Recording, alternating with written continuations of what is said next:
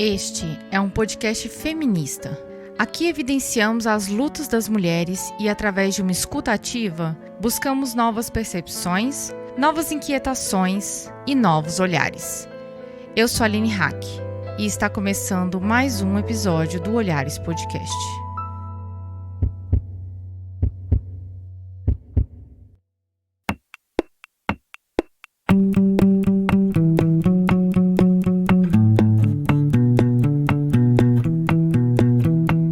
Neste episódio, trouxemos uma discussão interdisciplinar. O transfeminismo não é apenas uma corrente teórica. É um movimento importante dentro do feminismo que gostaríamos de construir. A população trans enfrenta desafios para além da identidade de gênero, como transfobia, precarização do trabalho e o viver em sociedade. Situações já faladas nos episódios anteriores, como o liberalismo, a falta de consciência de classe e a necessidade de uma mobilização política direcionada, são pontos que revisitamos neste episódio para um olhar transmilitante.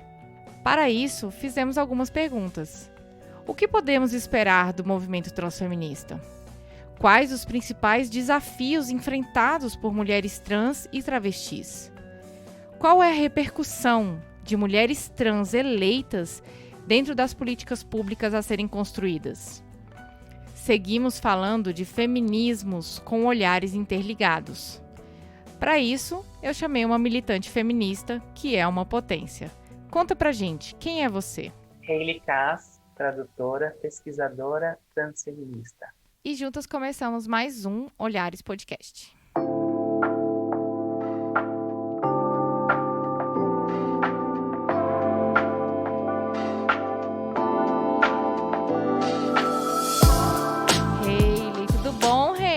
É muito bom conhecer a voz por trás do blog Transfeminismo, um blog super importante dentro da militância trans aqui no Brasil, com textos maravilhosos. A gente vai falar um pouco mais sobre ele, mas antes da gente falar sobre o blog e sobre outras questões que envolvem a sua trajetória e a sua perspectiva política, já que você concorreu, né, em 2018. E para a gente saber como uma perspectiva política se constrói, eu acho que vem muito da nossa perspectiva como militante, né?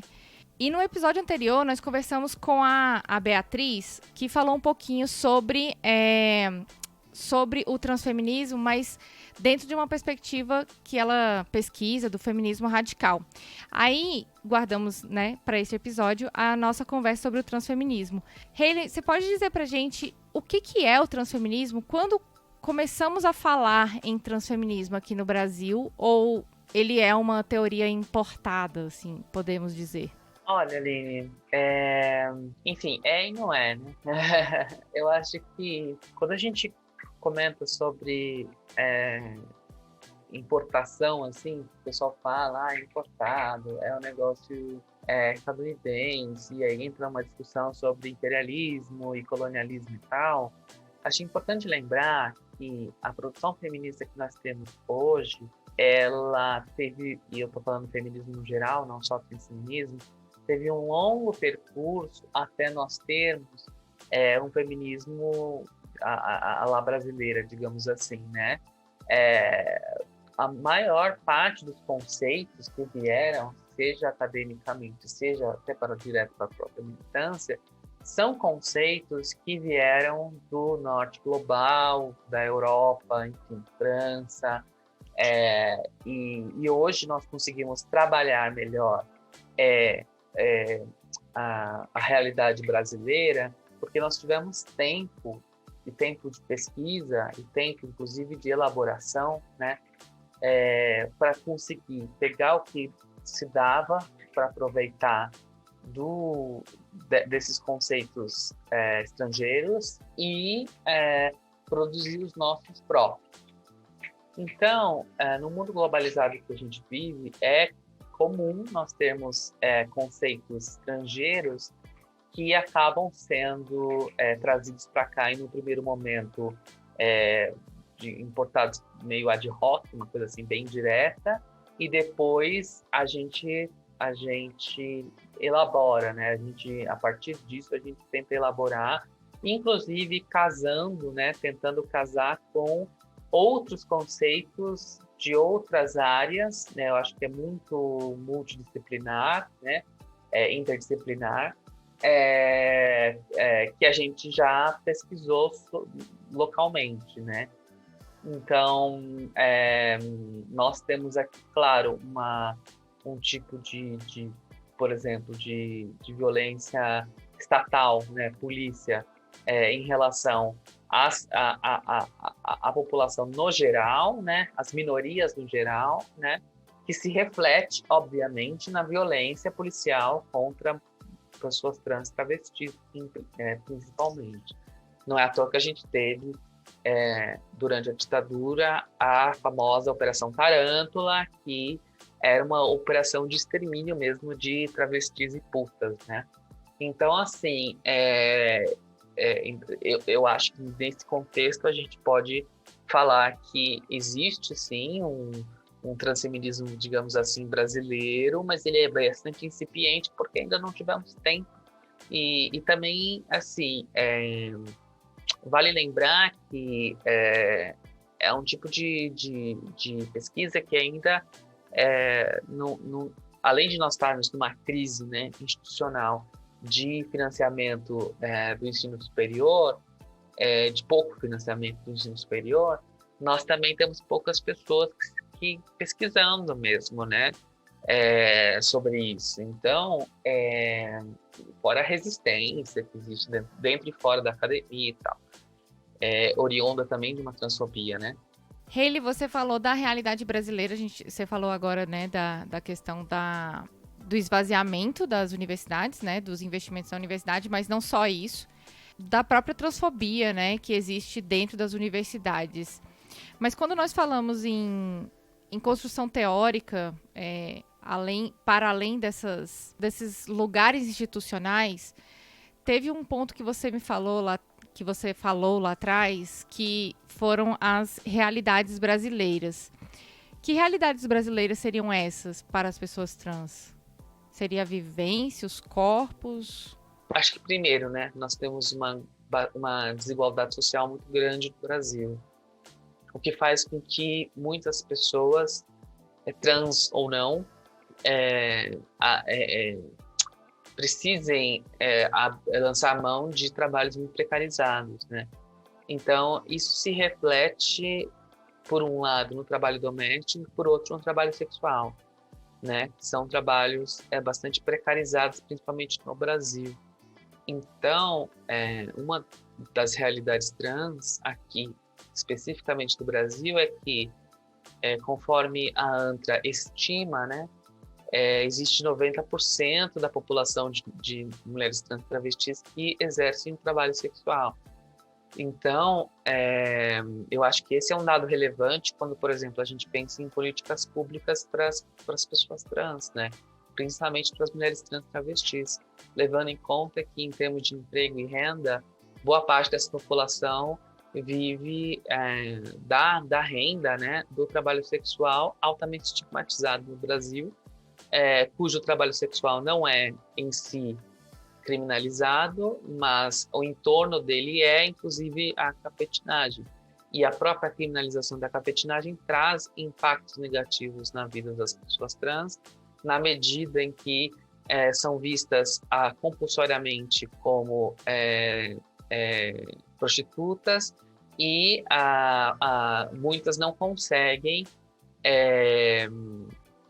alugar mesmo apartamento, porque a legislação é tão vaga sobre a questão da cafetinagem que, se você é dona de um apartamento e você aluga esse apartamento para uma travesti que exerce trabalho sexual, você pode indiretamente, né, ser a cafetina dela, porque você está ganhando dinheiro em cima do trabalho dela, que seria o trabalho seria a prostituição, principalmente se ela receber cliente nesse imóvel e tudo mais. Então, assim, existem ramificações muito que a gente acaba não pensando, né? Justamente porque a questão da sobrevivência da população de travestis e trans aqui no Brasil, ela é bastante complexa. Foi interessante você pegar nesse ponto da sobrevivência, né? Porque eu me lembro daquele dado também de que o Brasil ele é recordista, né? Na morte de pessoas trans também, né?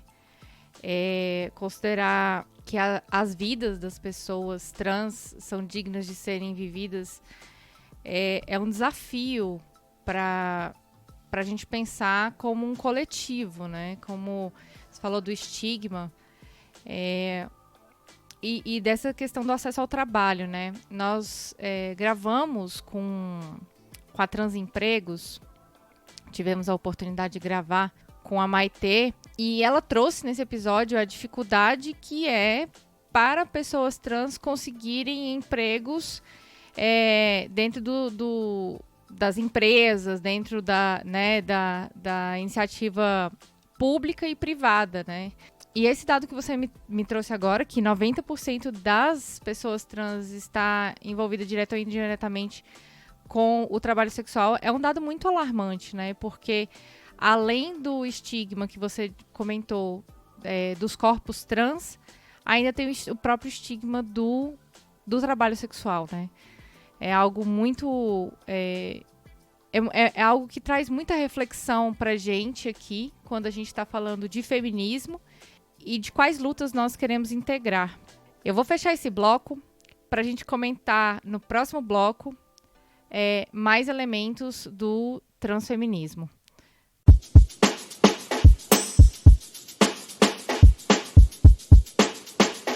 Hayley, então, começando esse segundo bloco, eu tô pensando aqui no transfeminismo, a gente tá desde o início desse ano, na verdade, a gente tá desde de julho do ano passado falando sobre perspectivas teóricas do feminismo.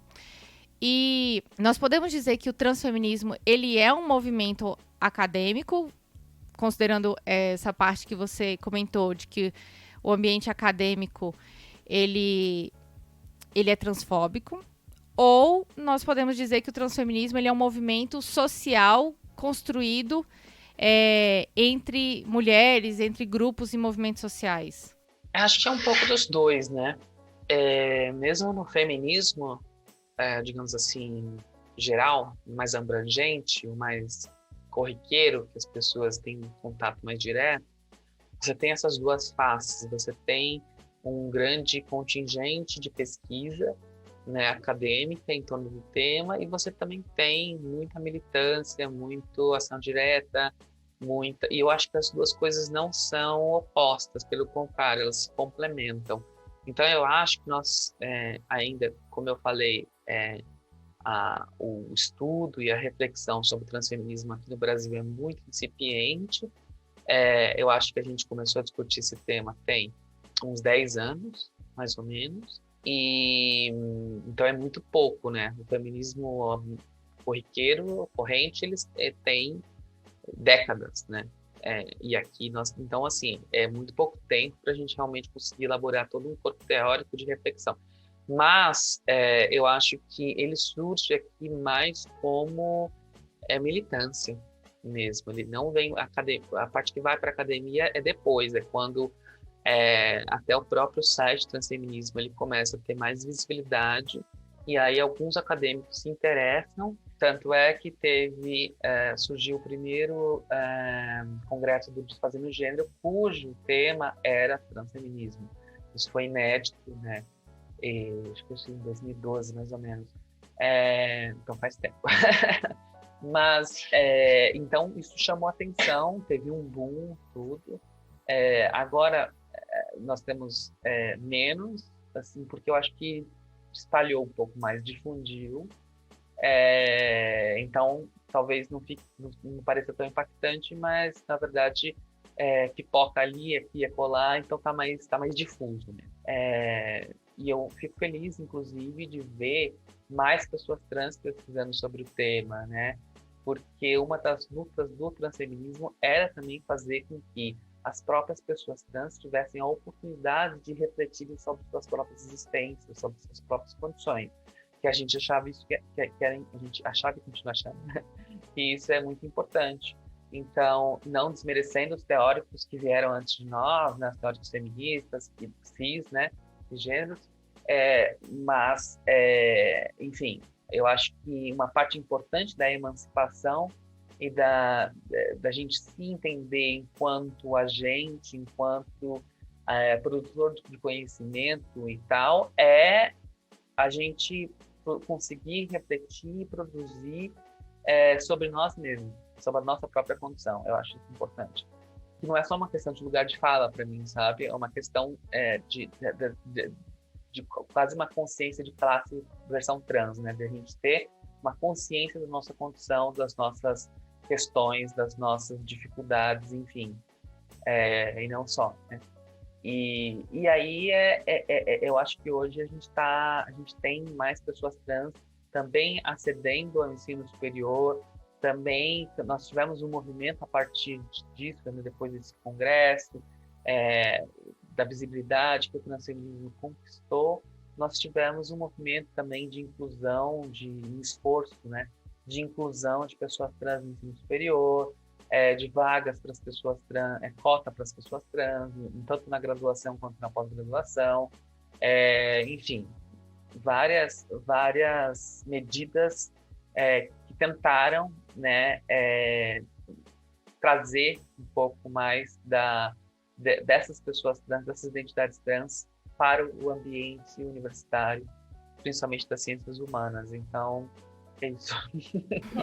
Essa perspectiva que você trouxe da ascensão à educação, né, e também da existência de cotas, é bem interessante, porque eu também me lembro lá do episódio do Transempregos, né, a partir do momento que você dá oportunidade para uma pessoa, seja uma oportunidade de estudo ou de trabalho, ou de estudo e trabalho, porque nós sabemos que esses critérios estão diretamente ligados, né? Você também cria referências para as pessoas, né? Eu acredito muito no padrão de referência, como, por exemplo, uma escritora que eu gosto muito, assim, que é trans, é a Amara Moira, né?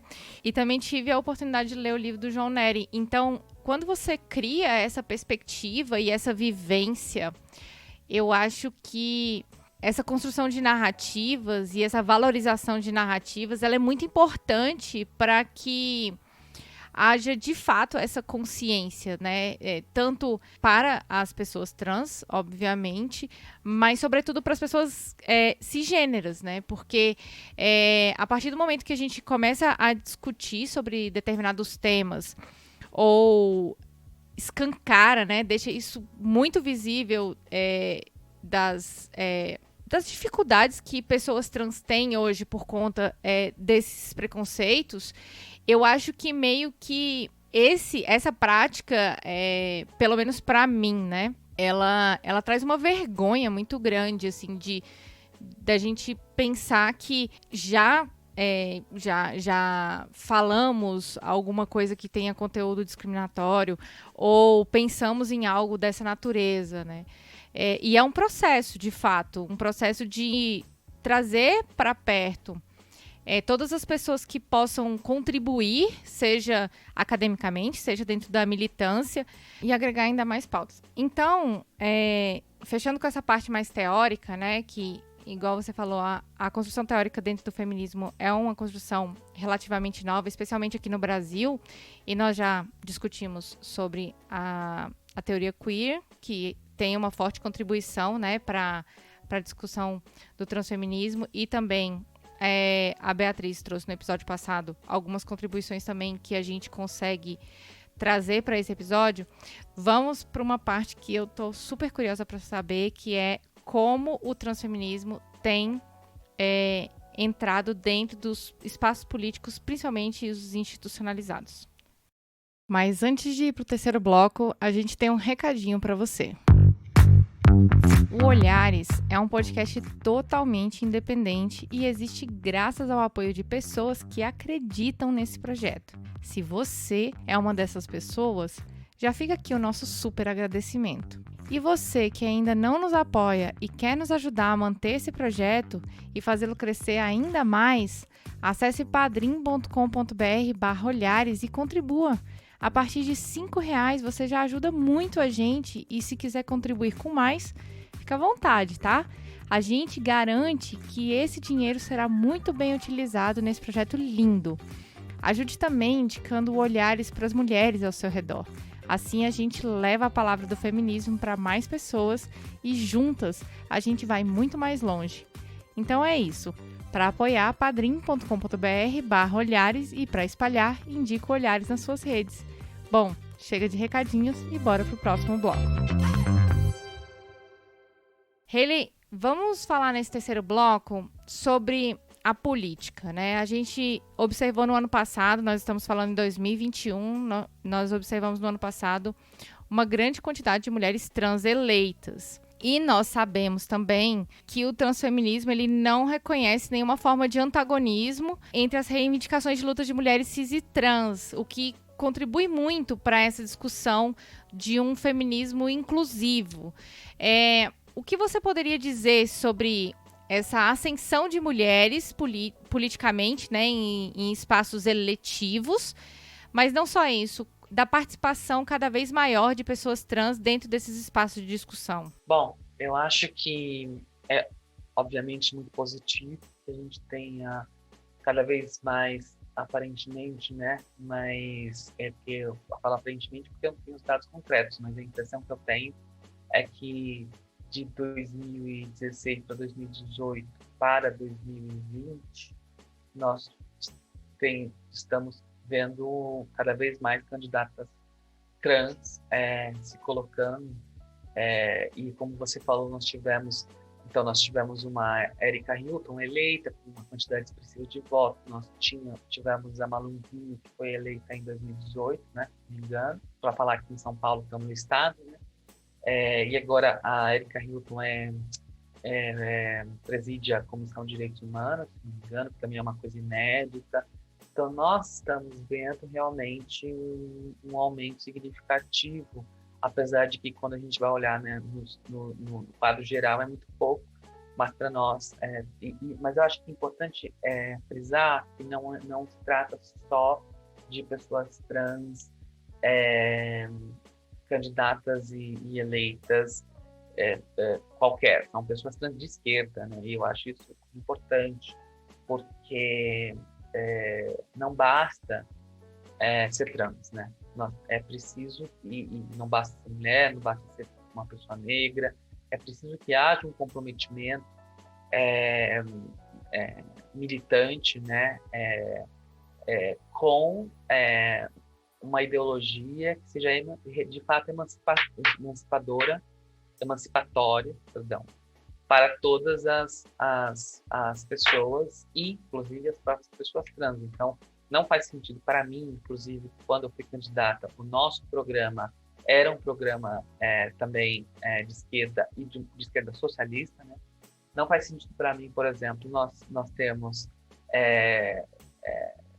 políticas públicas voltadas para as pessoas trans se a gente não discute o orçamento público, não discute de onde vem esse dinheiro, para onde que está indo agora, enfim, as prioridades dos governos, etc. e tal.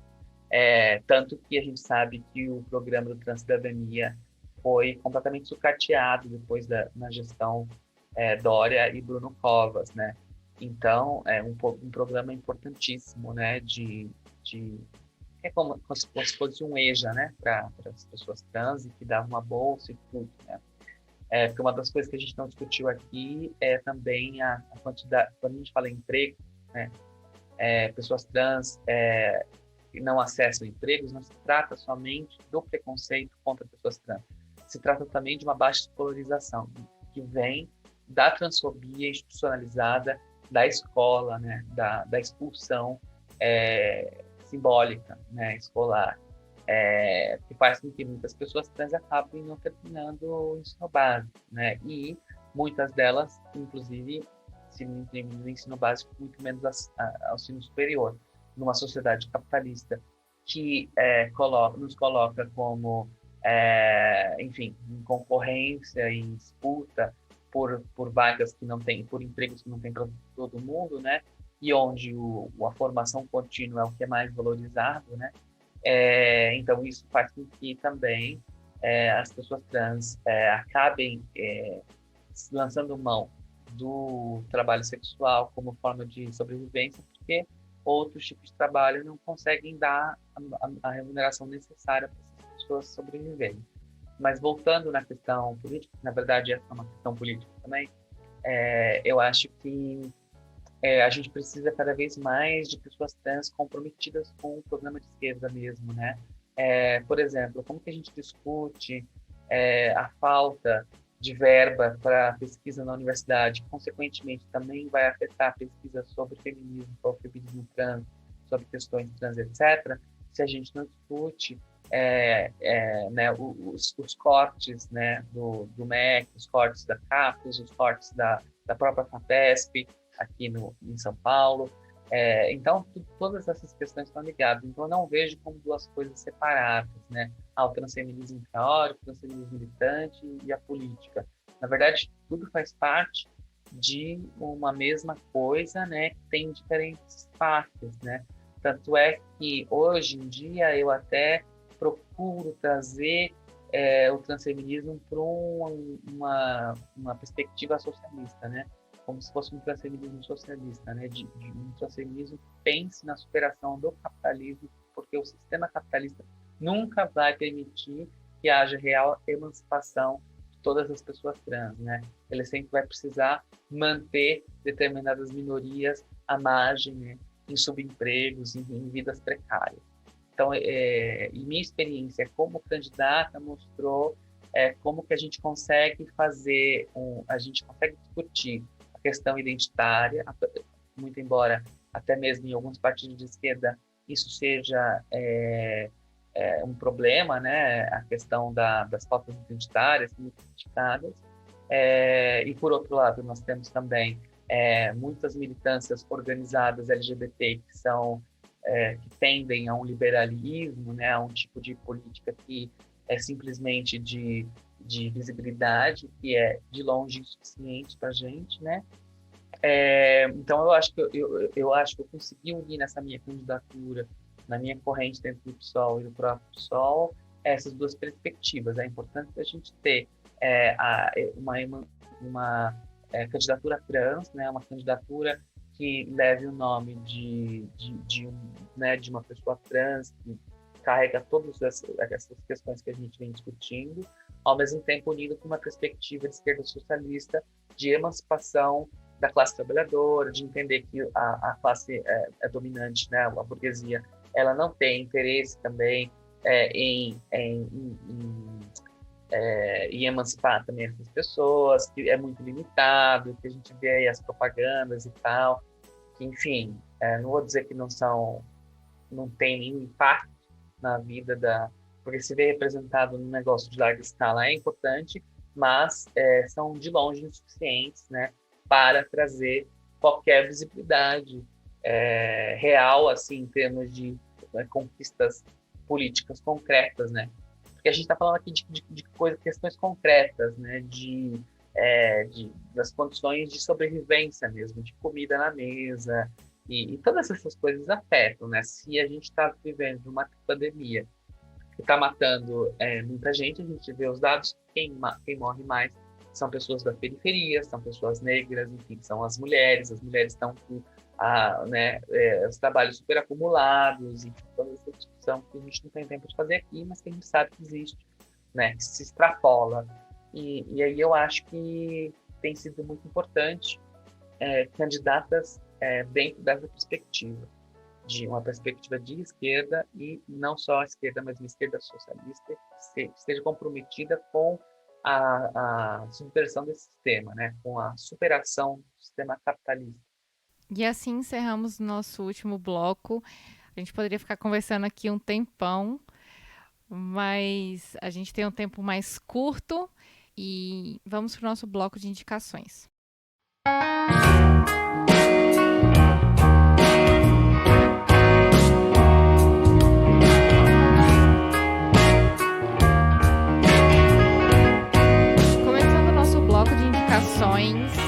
queria saber o que você tem para indicar pra gente, que pode complementar as leituras aqui, pode complementar o que a gente conversou. Olha, Aline, é bastante coisa, né, que eu gostaria de indicar, mas acho que tem algumas coisas que eu acho importante, né, que também me vem à cabeça agora.